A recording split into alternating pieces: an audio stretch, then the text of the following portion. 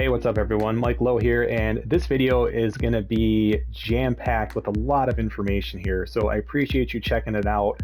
We are at the end of the 2022 season, so season number 2 in Madden 22 with my Lions, who again struggled to a 3-14 record, as you can see kind of in the middle right of the screen there. 2 bad years in a row. We're getting ready for the draft, but before we kind of dive into the off-season stuff, I wanted to give you a video just kind of going over the season recap, as well as the highly sought after draft recap that I've had a million people ask me about now. We're going to be going through all of that and more in this video, including the draft class that I used. I'll be explaining that in a little bit, so heads up there if you want to avoid some spoilers. You're going to want to maybe skip that section when it pops up. But we are going to be really just kind of diving into what I think is the most well-done draft class I've ever seen in a Madden game. We're going to look at the Lions team stats, player stats, stats around the league, award winners, Pro Bowlers, all kinds of different stuff here. Just before we kind of get into our draft and off-season prep stuff, which will be the next video. So let's dive into it, guys. I appreciate checking everything out. Let's see how the 2022 season went. Before we go any further with this video, I wanted to take a moment just to show you the draft class that I have been using in this franchise for both the 2022 draft, which we've already completed and we'll be reviewing in this video, as well as the one I'll eventually be using in 2023. I mentioned throughout this video because I kept forgetting the person's name, so I'm adding this part in the beginning for all the times that you hear me say I can't remember the person's name. You'll now know who the heck I'm talking about. So I did not use Bengals, as I mentioned. I know those are very popular, but I found one just kind of after examining some of these top downloaded draft classes. I found one that I just thought the process was done a little bit more authentically and realistically. And so if I scroll down to a guy by the name of Big Gargamel, this is the draft class I use, the SGR full 450 man 2022 version 2 draft class. This turned out to be great. It looks like it's a guy from Sports Gaming Rosters. I don't know if that's a website or what, but again, I wanted to give him a shout out. That I think the 26 likes to 0 down likes is a very true statement. This draft class looks great. He also has a 2023 one that I've used, which is right down here. And again, 15 likes, 0 dislikes. This dude makes great draft classes. So again, huge shout out. There's his website, sportsgamingrosters.com. Huge shout out and appreciation for the detailed, realistic, and just toned down draft class. It wasn't overdone with 75 X Factor guys or anything like this. It was really well done, really challenging, and a blast to use. There was only one line who made the Pro Bowl roster, which you'll see in a second here, but if I scroll through, you'll be able to see some very familiar names here that made the NFC and AFC Pro Bowl teams.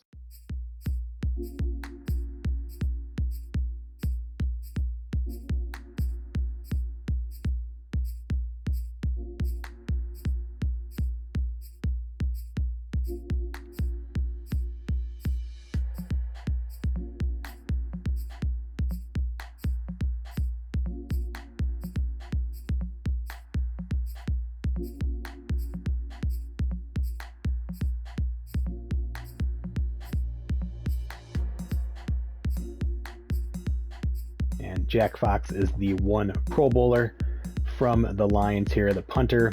Not his first Pro Bowl. He actually made it as a rookie for the Lions, did not make it last year. So this is, I believe, his second then Pro Bowl appearance. And of course, for some reason, Madden always gives your kick returner, even though he didn't return a single kick or punt for us this year, a kind of fourth string running back for us. It made the Pro Bowl team for some weird reason. So there are your 2022 Pro Bowlers. Luckily, Brooks winning that Pro Bowl selection does not impact his dev trait. It doesn't even actually show up in his progression history. So I guess that's pretty good that it doesn't really mess with anything there. It's just kind of a weird labeling. So I guess good news at the end of the day.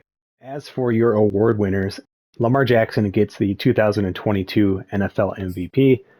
Coach of the Year goes to the Bengals' Zach Taylor, who finished 12-5. If we jump over to the NFC, Aaron Rodgers, Offensive Player of the Year. Defensive Player of the Year, Khalil Mack. So in division rivals here for the Lions.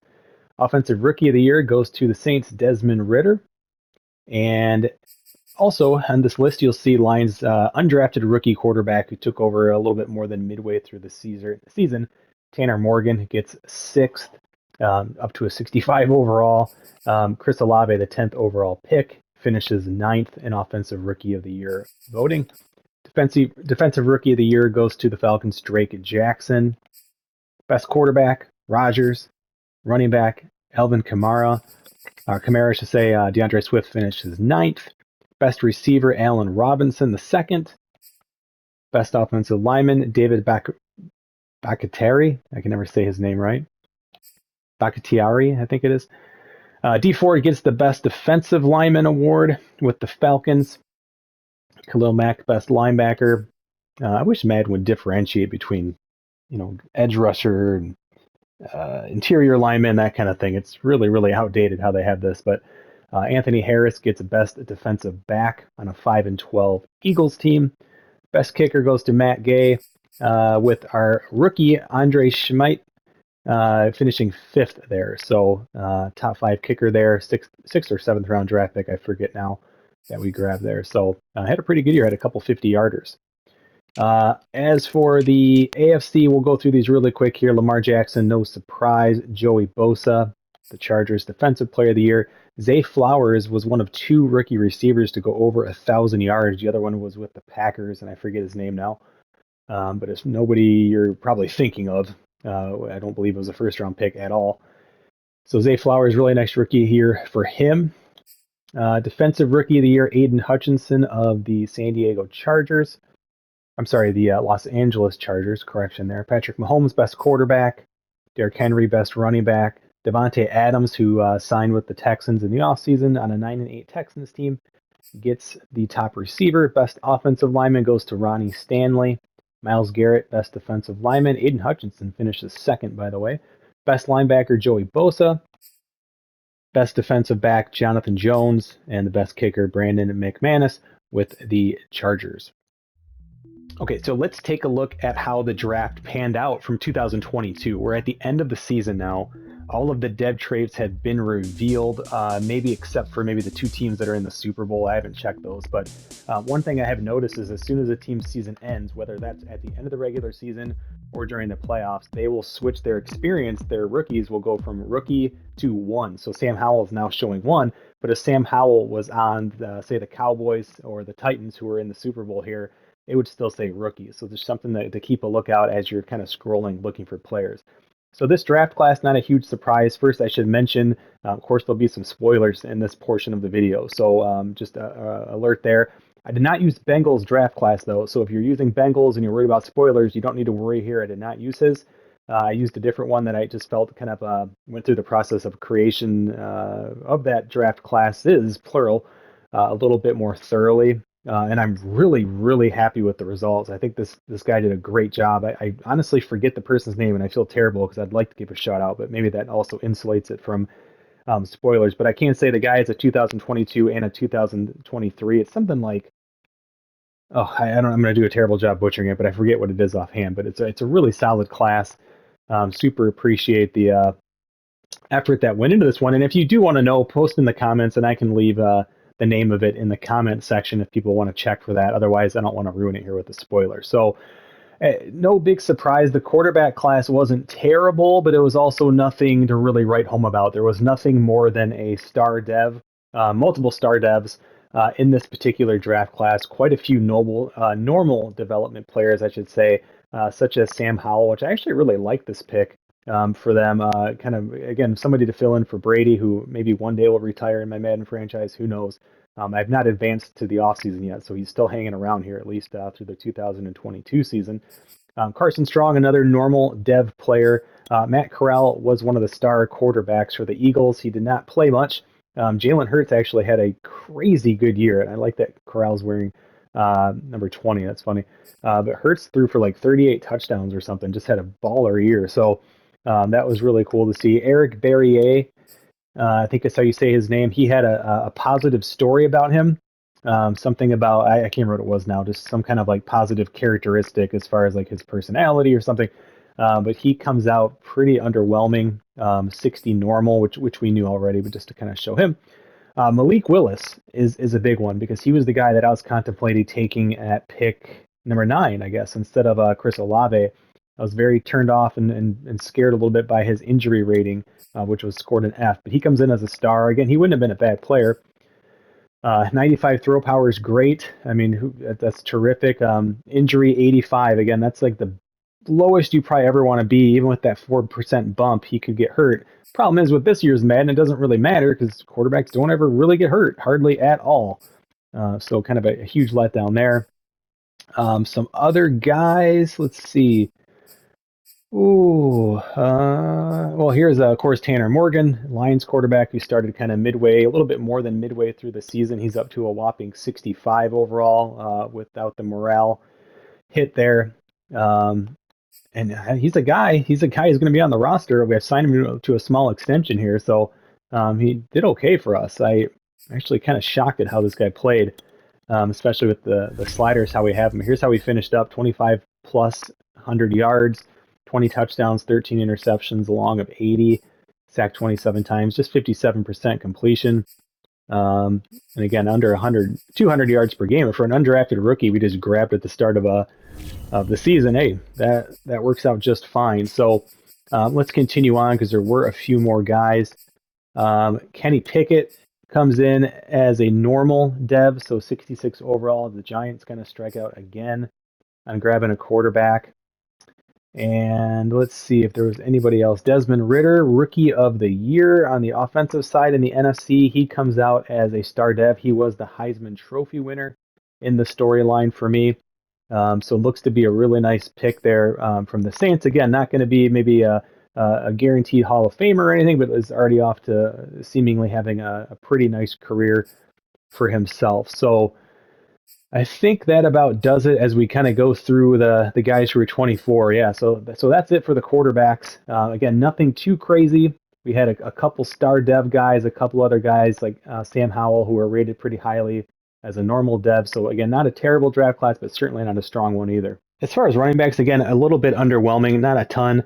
There are some pretty nice rated players who just with the normal dev trait, such as Zonovan Knight for the Bucks. Jarian Ealy was like a 4th-round pick, I believe, for Washington. Comes in as a star dev. He's probably the steal at running back for the draft. They're already up to a 79. Zach Charbonnet, I like this guy a lot in real life as well. Star dev for him for the Seahawks. So again, he might look to be kind of the most predictable of the backs. Breece Hall, I believe, was normal dev. So there's a lot of guys kind of like this. Kenneth Walker was a normal dev. Tyler Goodson was normal dev. I think Isaiah Spiller must be at least a star. Yeah. So again, there was nothing above a star here with the running backs. Max Borgi is a normal dev. Zamir White, normal dev, I believe. So again, some nice pieces here, guys that will definitely have a role on a team, but not a whole lot here, including kind of the 2 guys we grabbed, which again just kind of goes to prove how easy it is to find running backs both in real NFL and in Madden. Just kind of find 2 rookies off the scrap heap here who can probably contribute next year for us. So, but there wasn't a whole lot as far as like home run hitting picks or anything at the halfback position. So this was a position group I was really looking forward to diving in and seeing what was out there because it seemed like it was a pretty loaded receiver class in this 2022 draft class. And it's actually not much different. There are more star dev guys, and that's probably just from the amount of receivers that are in a typical draft class, as you obviously start a lot more than you do running backs and quarterbacks. But there are still no superstars or superstar X Factor players that I've seen through the skill positions here on offense at all. It's all, there's, again, maybe 4 or 5, I would say, star receivers, star dev receivers. Drake London was one of them for the Eagles.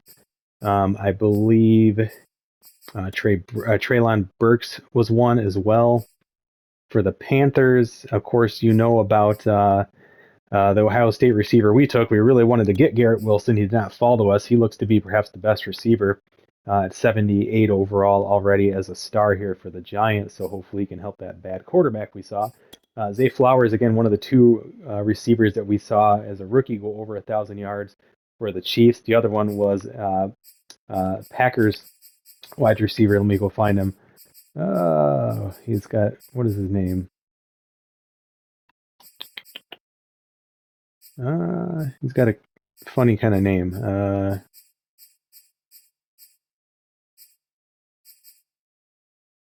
Ty Freifogel is the other receiver there, who went over 1,000 yards as a rookie for the Packers. And just out of curiosity to see where he was picked, it's just one quick example.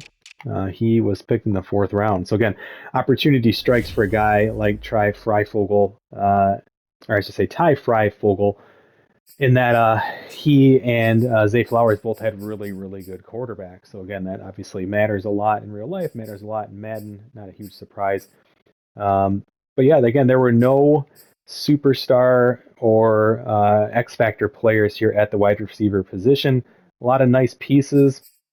By the end of the season, Chris Olave is sitting at about he's either 75 or 76 with morale. His morale is actually up a little bit, so technically a 74. Had a pretty nice rookie year.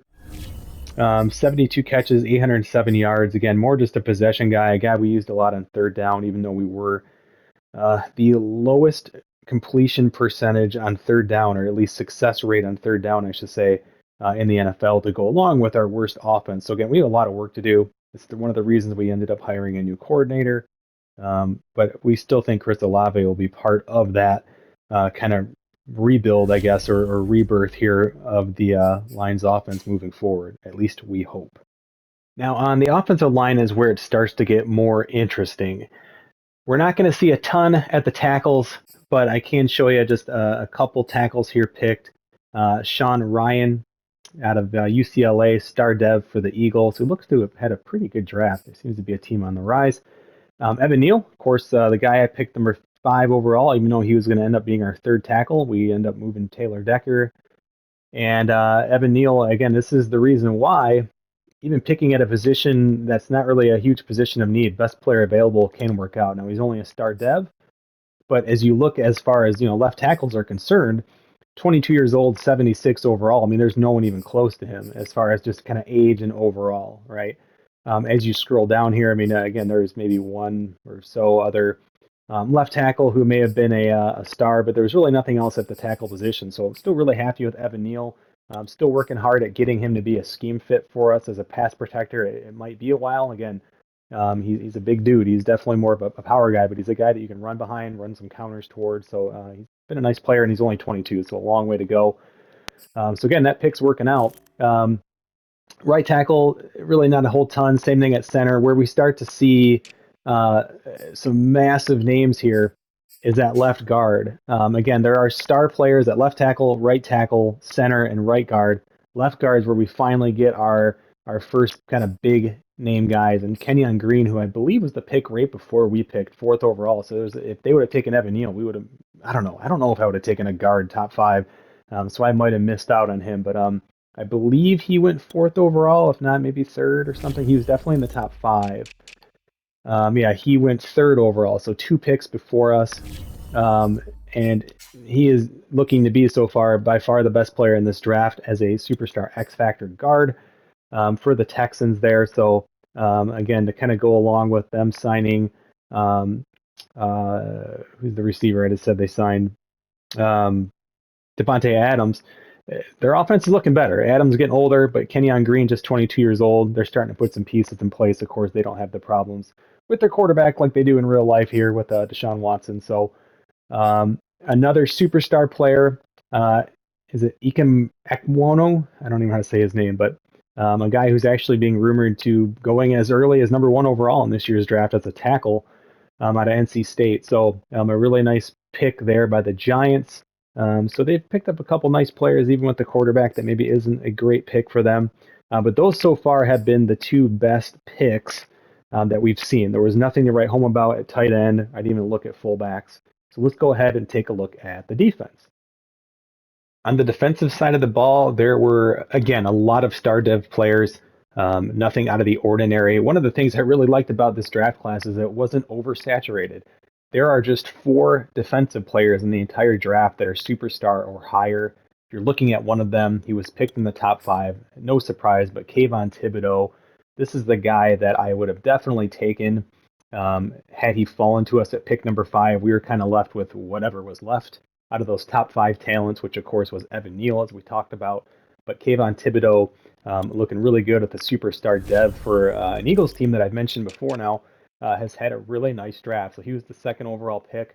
I truly hope he's the second overall pick in real life as well. This is the player the Lions should take in real life, in my opinion, over Aiden Hutchinson, over anybody else. He's the guy he was the number one prospect out of high school. He has continued to be. He got a little injured here in his last year at Oregon, but overall, I mean, this is the dude. He's just always lived up to the expectations. I haven't seen the whole like he might take plays off. I think that's people just not understanding, conserving energy on plays that are away from you that you're not going to be a part of. You don't need to ball out on plays like that. There's nothing that's not a character knock or anything like that when you see players doing that, so long as of course it's kind of away from it. So Kayvon Thibodeau, there's zero concerns with that. Everything that I've heard about the guy, and again, just hearing all of the interviews of Penei Sewell, who of course came from the same school, talks about Kayvon Thibodeau just being an even better guy. Just a stellar dude. It sounds like. So he is a guy I would just love to see the Lions pick. And again, I'm sure the Lions in real life will probably talk to Penei Sewell about Kayvon Thibodeau and really kind of get some insider info on that. But anyway, Kayvon Thibodeau comes in. He is the one defensive player in this draft class that was not oversaturated with a bunch of superstar and an X factor guys. So he's the one defensive lineman that's higher than a star, looking like a really good player. As we look at linebackers, again, there's just one. There's one guy, and he was drafted by the Broncos here, and it's Nolan Smith, superstar linebacker out of Georgia, 6'3", 240. Can really just about play any linebacker position there. More of a speed rusher than anything else, so he's playing on the outside here, it looks like. And let's see where he was picked by the Broncos. He ended up having 6 sacks this year, so again, a really nice rookie year. He was a second-round pick 25, so we had 3 chances to pick this guy. My Lions did, and we did not pick Nolan Smith there, so I guess a bit of a miss, but many other teams missed as well, so he looks really good. There were a couple defensive backs that came in. No surprise, I believe he was the first pick in the draft, and that's Kyle Hamilton, comes in as a superstar free safety. He's already up to an 83 overall with, I guess, the temp. He's an 81 technically, but with the increase in morale and whatnot. And he finished the year 2 interceptions, no sacks, but boy, he's going to be a difficult guy in our division here.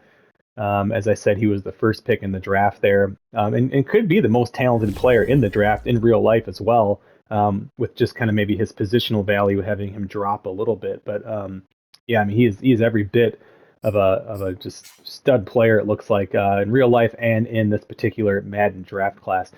Really interesting player is who's last that I wanted to talk about on the defense, and that's who the Jets picked in the first round.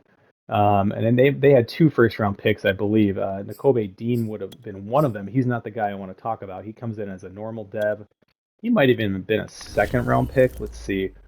Second round, pick 11. Boy, I think he's going to be a lot better, a lot higher draft than that in real life. The dude looks really special. Georgia's had so many good players on this year's team and last year's team. But the player I want to talk about is Derek Stingley Jr., who had a lot of negative storylines in my draft class. This is a guy I really wanted to avoid because he had the storyline about like he quit the team or something crazy like that. And again, this is all fictional, right? So Derek Stingley, I'm a junior, I know nothing about in real life. This is just in the Madden draft class. But the storyline it generated was that he had some kind of blow up. He quit the team, and I don't know really what that alludes to, but certainly it didn't impact his dev trait. And I love that Madden has put this in this game, so it's not always like, ooh, positive draft trait, a positive news story, I should say, and he's going to have a dev trait, and you see that in a lot of online drafts. I like that some of these are sprinkled in where it's like, I don't know, they might not mean as much. I mean, if I look at his ratings, I mean, maybe like, would that be like an awareness thing or something?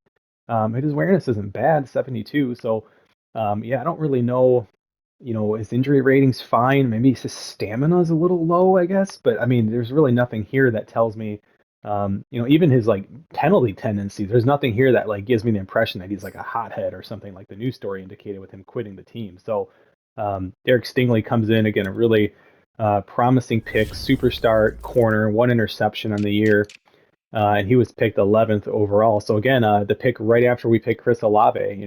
Had I needed a corner, maybe we rolled the dice on that. So again, just a stellar draft class. I really need to look up the name of this person for those who are interested.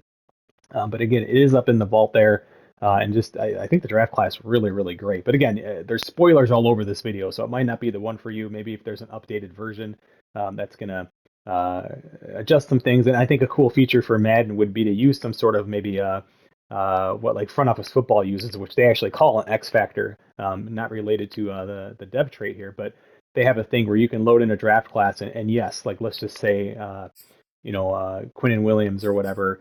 If he was in the draft, he'd have speed 79, but the X factor you could apply, it might change that to like 74 or to like 81, or it just kind of creates little variables around each player so that each draft class or even each roster as you start a new career is unique. So I think that'd be a really cool feature for Madden to add in future editions. But nonetheless, I'm really impressed with this draft class. I think it plays really well along with the real life draft classes. And I'm kind of a stickler. That's one of the reasons why I don't like to use real life draft classes. But these have come out looking really, really, really good. So again, I would encourage you to find a good, strong draft class that you like and roll with it because it's a lot of fun. An element of the draft that I wanted to look at, and an element I think that's important for any draft class examination, is really how well does it play into the proper balance of the existing league to ensure that you have longevity in your franchise. And number one, this is also going to go along with some of the, I guess, what I haven't seen that others have seen of like stupid QB drafting and things like that. And I haven't quite seen that. I've actually seen the opposite. I've seen the AI doing some pretty smart things. I mean, I think Sam Howell being drafted behind 46 now year old Tom Brady makes a lot of sense. It gives them time to develop, even though he is a normal dev. This pick makes a lot of sense to me. The offensive rookie of the year with the Saints, Desmond Ridder, makes sense to me. They don't have anything else here, right? So he comes in, fills a role, has a phenomenal year, throws 32 touchdowns his rookie year. Great, great fit. And there were some other examples of this. Not everything's perfect. We saw an Eagles team take Matt Corral, who is a star dev, but just a 74 overall. With his morale down a little bit, but Jalen Hurts really came on this year. And so again, there's a storyline there a little bit that, hey, I don't think anyone would freak out if the Eagles tried to upgrade their quarterback position in real life, but Jalen Hurts came on and had a hell of a year. Now, he had a bad previous year. If this was my quarterback, are you kidding me? I would certainly be looking to upgrade the position. 22 interceptions. But look at the year he had, 37-9. And so it's kind of a cool storyline I'll be keeping an eye on to see what the Eagles do. So I thought the quarterback drafting was pretty intelligently done, at least in my franchise. And what's nice about it is the balance works out really well with the ratings of these guys. It wasn't completely overdone. I saw some similar things with just kind of looking at wide receivers across the board. So again, just a really good balance. And we looked at this earlier with the receivers being picked, but you can see the rookies or guys with ones next to their name. It's not like they're 86 overall after their rookie year. That we have Drake London, who I think is the highest at 80. But these guys are blending in pretty well. Of course, you have a guy like Jamar Chase, who's going to be higher, that we'll eventually scroll down and see. Jamar Chase, I want to say, is like an 88 overall, but he's also a little bit older.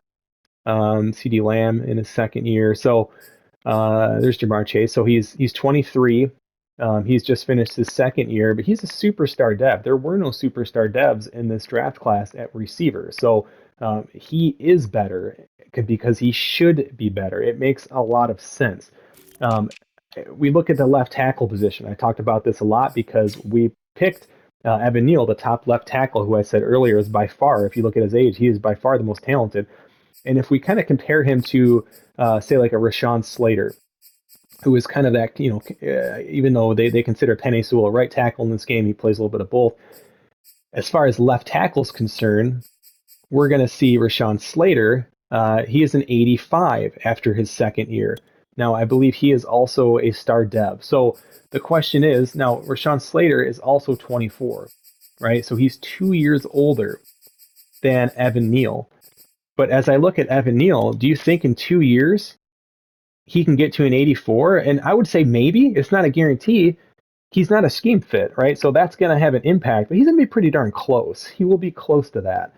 He might be more like an 80, 81, maybe even a 79. We just have to kind of see. So, but I like that. If he was a scheme fit, he could be even higher, but he's not. And as I've mentioned before, I like that diversity. I like that not everything is exactly the same pattern of development. We can take a look at, say, left end, and look at a couple younger players. So like Thibodeau, we looked at, right? 79 overall superstar, 79 overall DeMarvin Leal, another rookie with a star dev. So again, like it's developing well, right? You don't have, and again, this is a credit one to the game's development, I think. And to my kind of philosophy of like, don't go around editing the whole league. It's unnecessary. It's just a huge waste of time. But I think also just a credit to the draft class. So Aiden Hutchinson came in as a normal dev. He won Defensive Rookie of the Year, got an upgrade. This dude had a crazy year, so he's now star dev. 18 sacks as a rookie. I think was second in the league, and he was picked. Where was he picked? Sixth to the pick right after we picked Evan Neal. So I mean, just a crazy again Defensive Rookie of the Year, made the Pro Bowl. Well deserving of an upgrade there. So thought that was pretty cool. One more position I'll show you again, just kind of the positional balance. We can look at again, we saw Derek Stingley, a superstar, up to a 79 overall, which is super cool. Booth, Andrew Booth Jr., an 80 overall star dev. So again, just a really cool balance. You have some guys like this who've really taken big jumps, but you have other guys, who are also highly touted, but aren't an 80 overall, right? So it was not oversaturated with talent. It was a really, really well balanced draft class that complements this franchise. So if you're looking for something, and again, you don't mind the spoilers, I could not recommend the draft classes there at Big Gargamel enough. So I think these are looking really, really, really well done. Well, so what about the Lions themselves? Let's look at some statistics here, both team and player stats, just to kind of show you where things fell for us here this year. For the second year running, we had the worst offense in the league. It's not a huge surprise. We have an undrafted rookie at quarterback. We cut Jared Goff. It's a mess, right? It was a mess the previous year. It probably got a little bit better this year, but overall, it's a mess. We had the worst pass offense. Our rush offense, not much better, but again, kind of middle of the league here if we kind of scroll from the worst down. So not terrible. Points per game, pretty rough. So again, obviously it's a huge focal point, but at the same time, I'm not going to force. I think we either had the first, second, or third pick. There's a three-way tie, and you just never really know until you get to the draft. But I'm not going to force it. If there's not an offensive player worth taking with that pick, we're going to go defense, and that's totally fine. And we'll get into kind of a second draft video here later on, but. Passing, I obviously I was kind of very, very heavy on the passing touchdowns, just trying to kind of get some quarterback depth. So I'll admit to kind of spamming that a little bit, but at the same time, it wasn't complete spamming because one of the big off-season adjustments I made were getting receivers who can get off the line a little bit. Now they didn't do a great job of that on corner matchups, but when you're on the goal line, 1st and 3, or at the 3-yard line or goal to go at this 2-yard line, the AI is always putting a safety. And even sometimes a linebacker out there on that receiver. So a receiver with even decent, like 79 or something release is going to get open. And so there was a lot of that. That's one of the reasons why you're going to see Demarcus Robinson was like 8th in the league in touchdown receptions, even though we didn't score a ton because he was always getting open around the goal line. And so part of that is a little bit of me maybe forcing it, but not too much. Again, it's just I'm very, very heavy on looking at matchups at the start of a play. And I'm always looking for mismatches, and so that's a huge mismatch. First downs, again, not a surprise that we're kind of towards the bottom of the league there. You can see on the screen. Defense actually improved. Our defense definitely improved this year, so we look at kind of worst defenses. Let's go from best defenses, I guess. So overall, it's still not very pretty. We gave up a ton of yards, but again, not at the bottom. Our rush defense was pretty darn good, and I know I've had some people talk about they've had issues with that. That was not the case here. The problem was, a lot of teams were just kind of passing. Oops. all over us. And I forgot to show you the overall defense. So again, you can see there our overall defense was pretty good. It was our pass defense that really hurt us. So sorry for the confusion there, but our pass defense towards the bottom of the league, rush defense towards the top. And again, some of that's related, right? I mean, if you're throwing 80-yard touchdown passes all the time, you don't need to run the ball. So some of that is misleading. At the end of the day, points is a big one, and we are pretty bad again, giving up a lot of points. Sacks, which is always something difficult to get in Madden. We had 40 team sacks, which is pretty high, but we didn't have anyone who had more than 7.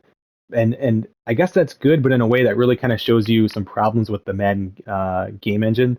Maybe it's too easy to generate coverage sacks. Maybe quarterbacks aren't getting out of the pocket quick enough or throwing the ball away or whatever it is. But to only have a team leader with 7, we had like 2 or 3 guys with 7. It just kind of shows you the problems across the board. I don't even have like a dominant pass rusher on this team. We do blitz a lot. I try to scheme, and we certainly have developed a lot of what do you want to call it? Coverage sacks and things like that. Fumble recoveries, this is a stat that's always messed up. These are counted ×2 for the AI team, so it's really hard to see, but you can see these teams actually recovered 5 fumbles on the year. That led the league. But there are teams that recovered 0. And so where do I fall? My number is accurate because I play each game, not sim it, so we did recover 2. But again, the Raiders would have recovered 1. The reason these are odd numbers is that I played these guys, and so one of those is real, and the other one's ×2. So really a 3 would be a 2. If that makes sense. And so anyway, point being is I didn't see any issues with fumbles here. We did have a ton as a team, but as far as like recovering them, it was fine. Some of it's just my quarterback getting sacked and losing the ball, and he was a 62 overall when we put him in. Interceptions, again, our defense didn't come up with a ton if we sort from the bottom, 8, but again, it wasn't dead last in the league, and we don't have any like game-changing defensive backs on this team. Not yet. We have 2 guys who are star dev who are young, Okuda and McDuffie, but again, they're not there yet. So let's see, conversions. Nobody attempted more third downs than us. I guess that's not terrible, but at the same time, nobody was worse at it than us. So that goes to show you some of the offensive struggles right there. 4th down attempts, I'm very, very pro going for it on 4th down. And we did that a lot, and we were very successful at it. So 3rd in the league, 65%. So for some reason, boy, there's just, these 3rd downs were a problem, but 4th downs were really, really helpful and probably made our offense look better than it would have otherwise. Red zone efficiency, there's really not a whole lot to see here. I never really know what to make out of this. We're not at the top or bottom of that one. We are at the bottom for defensive efficiency, and I think a lot of that's predicted plays, right? So I'm pretty good at limiting the AI from scoring points on defense in the red zone because I will sell out against the run or whatever. I mean, I kind of rolled the dice at that point, but it worked out this year. We did have a really good goal line defense, even though we still gave up a ton of yards. Of course, we are dead last in penalties, but it's not terribly far behind. And some of that too is just we get off the field so quickly, right? So we're not generating a lot of offensive penalties because we won just the 3 games, and we're punting the ball probably more than we should be taking penalties, but it's still low. Again, that's nothing to do with the sliders. We could jack that up, but you're going to get some really frustrating games because it's just going to be non-stop penalties. You'll probably end up with too many.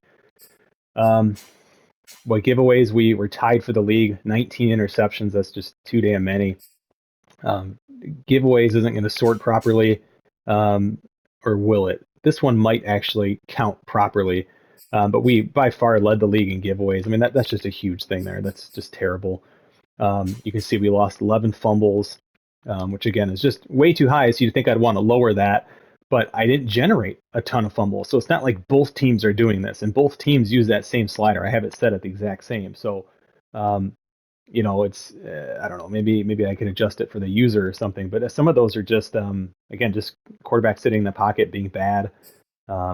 And that's just how it goes. So again, takeaways is hard to see because these are counted as 2. So again, these are all kind of screwy. Actually, this one's accurate. So I believe this one is accurate. Whereas on the defensive side, it's not, right? Yeah, so you have a lot of 3s, and we did play these teams though. Ooh, I can't tell. I'm trying to remember now. I know one of these screens, it doesn't it counts as 2, and then on another screen it doesn't. So let me see. 7's a weird number. But I think we did play all these teams. So yeah, I still think this is counting as double. So we're going to say the highest in the league had 5 recoveries, the lowest 0. So let's look at us, the only team that played every single game. And we recovered 2. So between 0 and 5, I mean, that's right where you want to be. So even though my fumbles lost is really high, some of that's just, just getting my butt kicked in the pocket. So it is something I'll keep an eye on. I didn't really see that as a problem in the first season. But anyway, those are overall team stats. That's kind of where things were looking. It wasn't very pretty. But again, I think our team's going to be in a pretty good position to start pulling ourselves out of this gutter for the 2023 season. Now, what about player stats for the Lions? We're actually going to start with a guy who is not on the Lions anymore, and that's Jared Goff. This is a guy I straight up cut, not out of disrespect or anything. It's just I put him on the trade block, couldn't get anything. Trade block came. Since I'm in an owner mode, it was just financially advantageous for me to cut this guy. I didn't want to pay him to be a backup. I knew his time was done with us, and it was just time to move on. So you can see he was terrible. I just could not play with Jared Goff for whatever reason. And Jared Goff, for the record, had a pretty decent year with the Lions. He had a 91.5 QBR, QB rating, I should say, in real life. He threw the lowest percentage of interceptions to attempts in the Lions' history. And so, I mean, the dude only threw 7 or 8 interceptions on the entire season in real life. He threw 8 for us in just less than half a year, basically. It's just really, really rough games, and that's with me kind of even aborting a few of those interceptions that were just ridiculous, or maybe I pushed the wrong button kind of thing. But I just could not play with this guy. So you can see there, this is kind of where the season started. Where did it end up? Well, it ended up with an improvement using a 62 overall quarterback in Tanner Morgan, who is now up to a 65, who is going to be a backup for us, hopefully next year. But if he needs to play, like, I can play with this guy. He's kind of like a strong arm game manager for me. He did just fine. He was undrafted. We did sign him to an extension, which is probably an overpriced extension, but I didn't mind the guy. And then that, to me, for backup quarterback money and a guy who's young and can still develop, like, that's not terrible. That's what you're going to pay on the open market for a dude. So I'm okay kind of locking him up a little bit. I love his arm strength. I think he played really, really well. And again, worst case scenario, we'll play a whole year with him and see how he does. But Tanner Morgan ends up with a little bit north of 2,500 yards. He completed, where is it at? 57% of his passes, 20 touchdowns, 13 interceptions. So again, still just way too many. But some of those are forced. Some of those are me trying to do way too much with a 65 overall quarterback. But he did okay, rating 80.8. I mean, let's just sort. Let's take a look at rookie quarterbacks. There weren't too many who played, but if we just sort by, QB rating, and actually look at guys who had actual attempts, and then let's look for the first guy with an experience of 1, excuse me, or R. So Matt Corral only had 2 attempts. Let's see.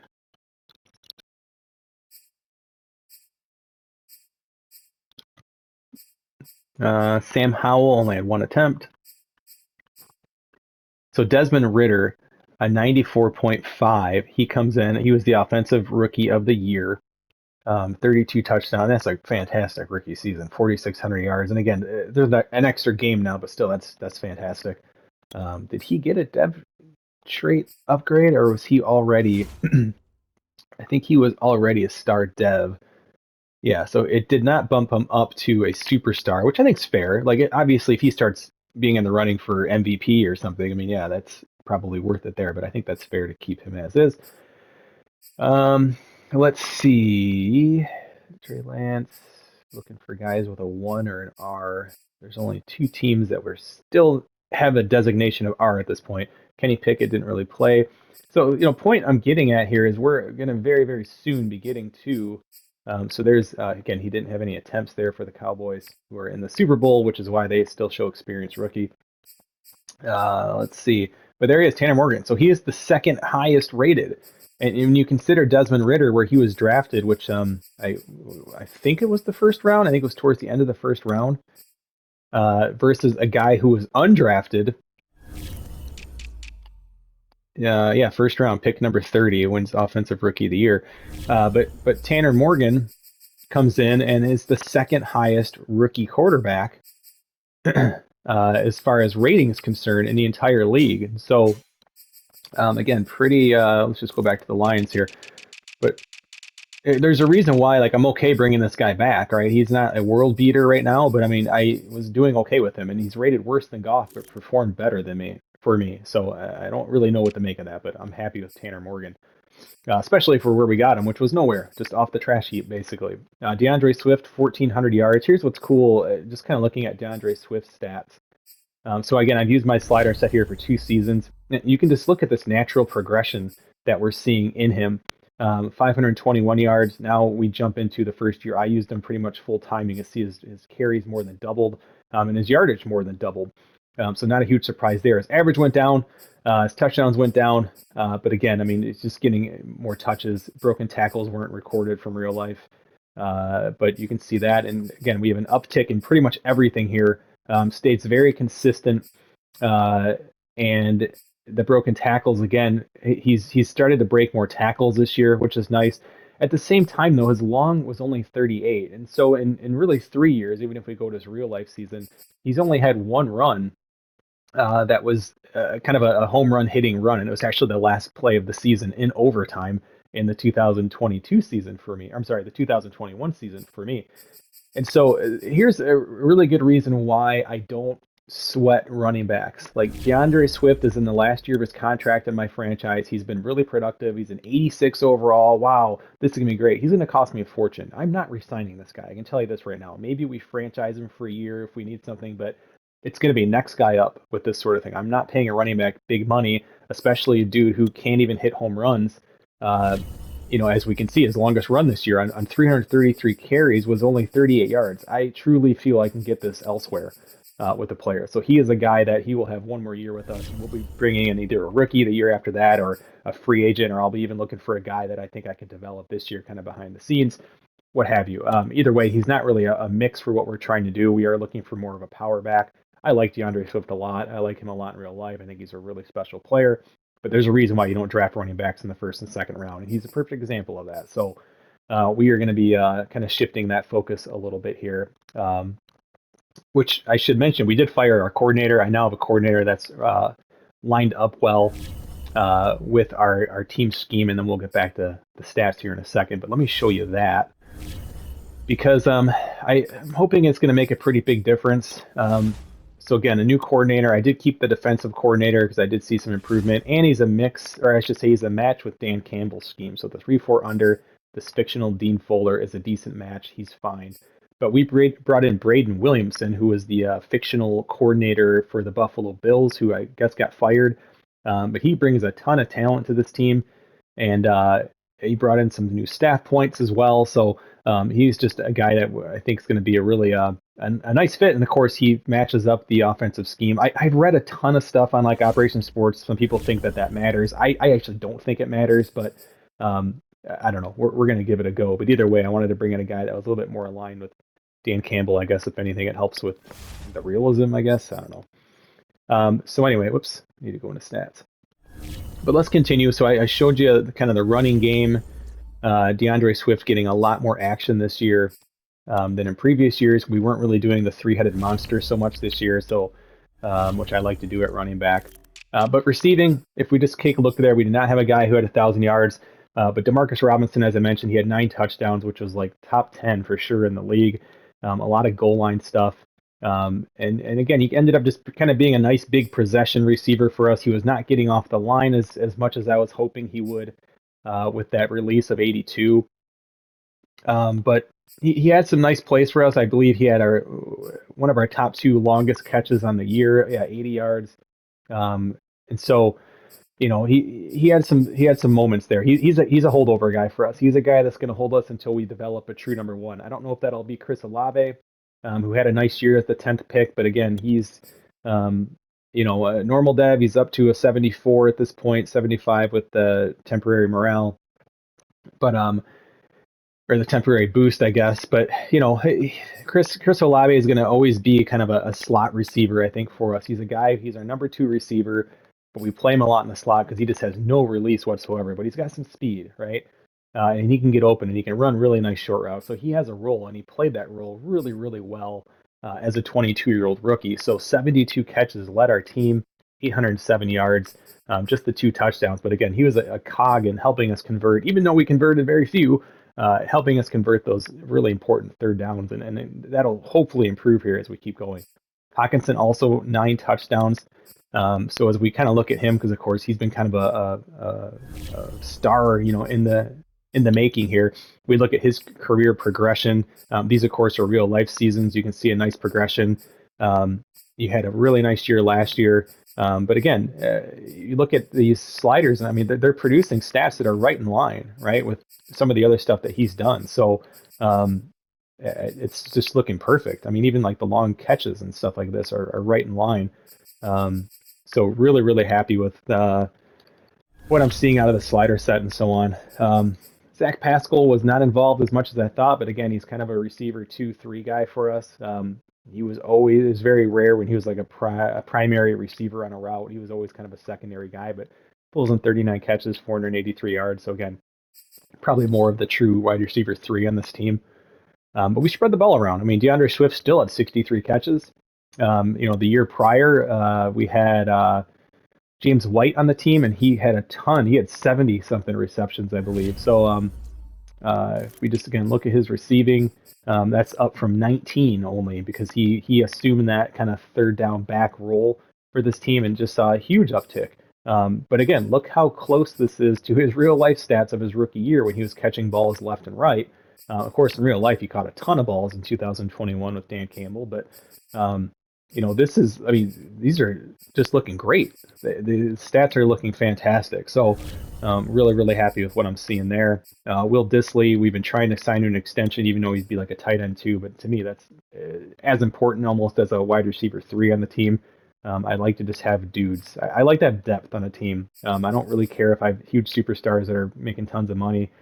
Gets you into some trouble later. I like to just have guys who can just make receptions. So to me, spreading the ball around, that kind of thing, whether it's your tight end 2, wide receiver 3, that kind of thing, that's something I'm looking for there with receivers. As far as the offensive line, we can just sort by games played. We had 3 linemen who played all 17 games: Penny Sewell, Jonah Jackson, and Evan Neal.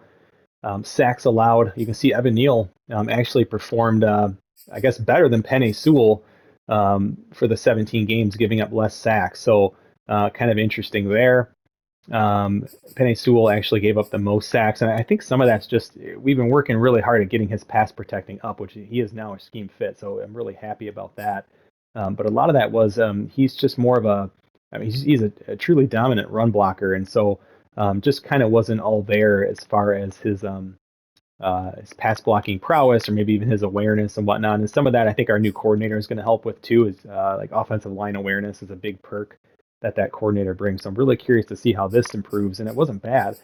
But again, just I was really happy to see Evan Neal do so well at left tackle all year because he played there most of the year. He played at guard until we traded Taylor Decker. So anyway, that's the offensive line. On the defense, again, looking really good.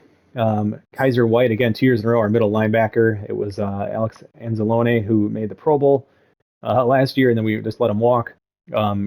Same thing here. Our middle linebacker racks up the most amount of tackles. But our rookie, second-round pick, Trent McDuffie, leads second in tackles. I don't know if that's good or bad.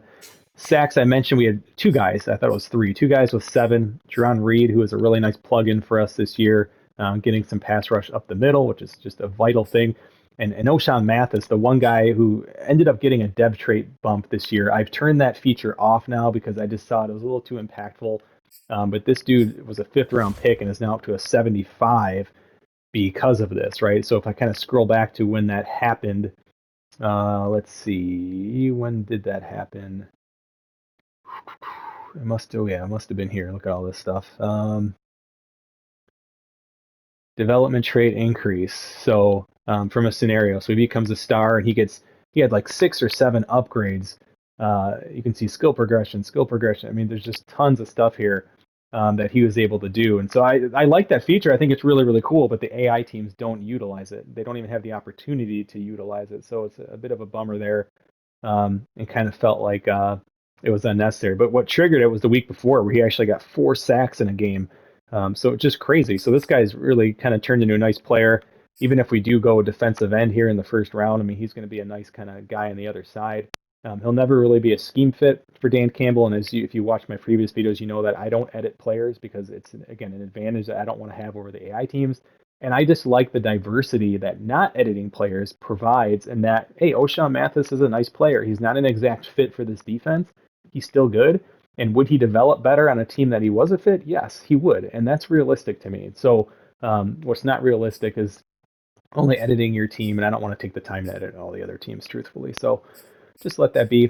Interceptions, again, not a ton, but this is realistic, guys. I mean, this is, this is what interception total should look like on a team. As I scroll through, I mean, you can see the Packers, similar numbers, the Panthers, similar numbers. Patriots had a guy, Cal Van Noy at 7. Holy cow. Former Lion, by the way. Let's see. Passes defended, we had the league leader last year. I don't know if Awarie leads. But if we look at Okudah, right, just kind of looking at his career progression, again, this is his real life rookie year. These are 2 fictional years. So he's just got the 1 sack over 3 years. Interceptions, 1, 3, and 2. So it's really hard to tell which of these, if I scramble these, which one's which, right? Like, tell me which one is the real life year. It'd be hard to really know. It looks so similar. So really, really cool to see that. His passes defended doubled this year, and I think that's just because he became corner 1 and was just getting thrown at more. Let's see if I led the league, though. I did last year. So he had what? Let's see, 14 led the league. So, and we're not even showing our guy, but who wasn't, who was it? Wanzarike? Or no, it was Amani Awarie. Whoops, where am I going? For the Lions had, I think, 12, but it's not showing here because the sorting is broken in this game. So sometimes your players don't show up. The weird part is that we'll probably see Okudah, or no, because he had 10. He's not showing up either. So yeah, I don't know why it's not showing my guys, but 14 led the league and then 12. But again, we've had a lot of these, but some of it's just we're not getting off the field. We play defense a lot, so there's a reason why these 2 guys maybe have a ton. So, well, that's a lot to cover, and there's still a lot to come here for the 2023 Lions as we really rev up and start looking at the 2023 offseason. There'll be a lot to go over. We're looking at a really interesting draft class, which has thrown me a curveball with Bryce Young, who I've really just kind of went all in on, hoping he is there for us when we pick with our first pick. But then I see his projection has fallen to round 1 from top 5, and that has me a little worried because that would be a bit of a stretch. So we'll talk about that strategy and why that might matter. CJ Stroud also falling even further out of the top 5 projection. I'm starting to fall a little bit in love with Myles Murphy, Kayshon Boutte. Both of these guys are in the mix as well. So there's a lot to talk about still as we really start kind of diving in to the offseason, which we will be doing shortly, right after we get past the Super Bowl here, which has the Dallas Cowboys and Tennessee Titans. And look at the run Dallas went on. 7 seed, win. 7 seed over the 1 seed, win. 7 seed over the 3 seed, win, and they are in the Super Bowl, which would have been an all-Texas Super Bowl had the Titans stayed in Houston, but nonetheless, Tennessee Titans, Dallas Cowboys are this year's Super Bowl contestants, and that's going to be the last thing we do before we advance to the offseason, and so that's where we're going to be picking up next time, guys. We are going to be diving into the second offseason. I will be talking a lot about what makes maybe a second offseason a little bit different than your first offseason, whether that's in a Madden game, whether that's in real life as you watch your team. There's a lot of different variables, and I think one of the best things you can learn as far as draft strategy is looking at 2 draft strategies from the same person or from the same team, because you can kind of look at a lot of those different outliers and learn quite a bit. So that's what's coming up next, guys. I appreciate you checking out this video. If you like videos like this that really dive into franchise mode in sports gaming and trying to get the most out of this as we can, hit the subscribe button, give me a like, leave a comment if you'd like. Again, these are all ways just for us to interact and communicate with each other, and I love seeing the feedback. And helping everybody out because you all help me as well. So I'm Mike Lowe. I'm on Twitter at MikeLowe47. You know where to find me by now as well. So thanks for watching, everyone, and I will see you next time.